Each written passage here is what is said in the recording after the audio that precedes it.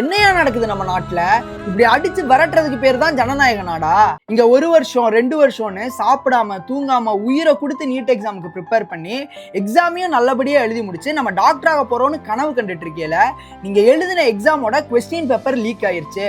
So அந்த எக்ஸாமை நாங்க கேன்சல் பண்ணிட்டு அகைன் ஒரு ரீ எக்ஸாம் வைப்போம், அதுல நீங்க பாஸ் பண்ணாதான் உங்களுக்கு மெடிக்கல் சீட்னு சொன்னதும் பதட்டத்துல என்ன பண்றதுன்னு தெரியாம நம்ம போட்ட எஃபர்ட்ஸ் எல்லாம் வேஸ்ட் ஆயிருச்சோன்ற வழியில எந்த தப்பும் பண்ணாத அத்தனை குழந்தைங்க தங்களோட உயிரை மாச்சுக்கிட்டாங்க.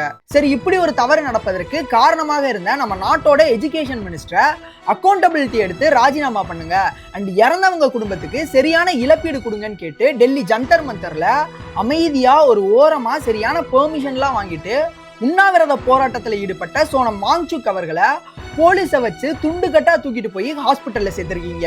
அதை எதிர்த்து நாடாளுமன்றம் நோக்கி நகர்ந்த அத்தனை ஜென்சி இளைஞர்களை ஆர்மி போர்ஸ் எல்லாம் இறக்கி கடுமையான முறையில லத்தி சார்ஜ் எல்லாம் பண்ணி அவங்கள அடிச்சு துரத்தி இருக்கீங்க. எக்ஸாம் சென்டருக்கு ஒரு 5 நிமிஷம் லேட்டா வந்துட்டோம்னா லேட்டா வந்தது உங்க தப்பு, அதுக்கு நாங்க என்ன பண்ண முடியும் அப்படின்னு சொல்லி எந்த கருணையும் இன்றி எங்களை கேட்டோட வெளியில அனுப்புறீங்களே. அப்போ அதே மாதிரி கவர்மெண்ட் சைட்ல இருந்து நடந்த தவறுக்கு கவர்மெண்ட் தானே சார் அக்கௌண்டபிலிட்டி எடுத்துக்கணும்.